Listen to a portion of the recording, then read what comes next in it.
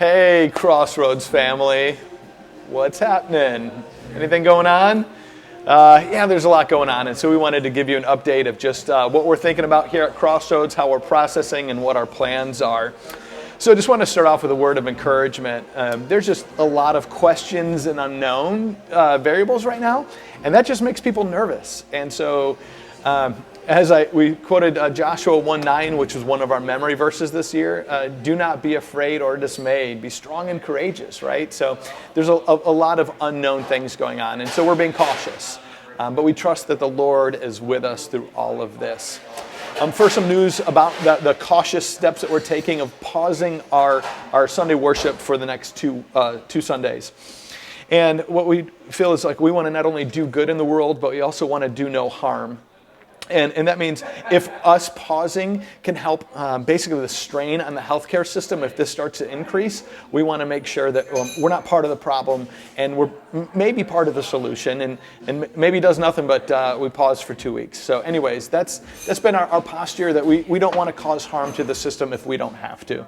And so we're going to monitor this, and obviously like everything's changing. We don't know what it's going to look like in 2 weeks, but we're going to keep an eye on it and we'll keep you in the loop. So that's where we are.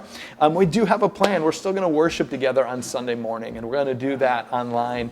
We're going to do that, Jared, is it through Facebook Live, or is it going to be YouTube, or both? Facebook? Okay, through Facebook Live.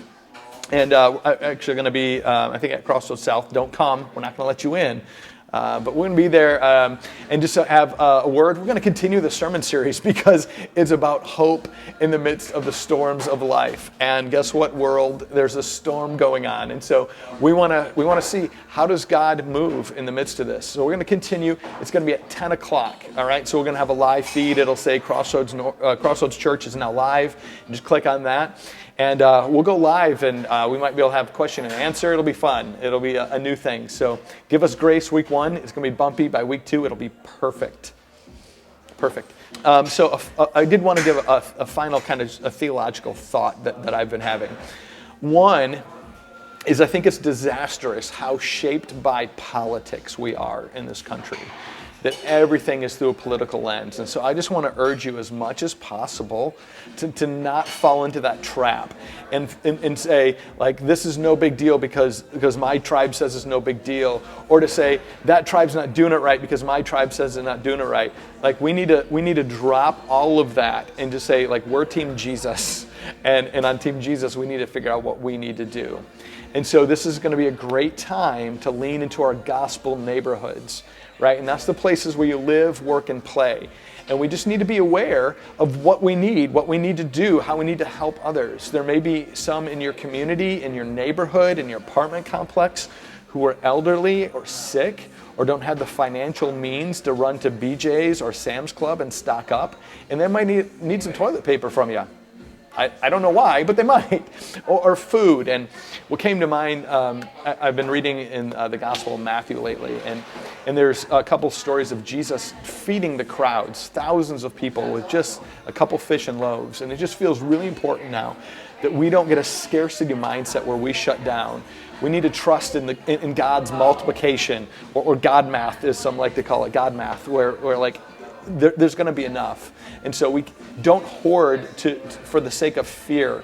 I want us to be generous to those in need. And so just keep your eyes open. And who can you help? Who can you bless? I've had a couple opportunities present themselves already today. And so there's clearly people in your life that need some help.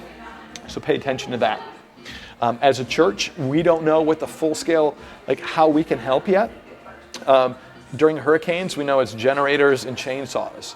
We don't know what we need during this time of uncertainty, but we are keeping our eyes and our ears open. We're going to figure out what we can do and how we can do it. And if there's a way that we can partner, we're going to make sure that we communicate through email, through the app, through Facebook, and through videos if necessary. So that's what's going on. We're monitoring. We're pausing for 2 weeks.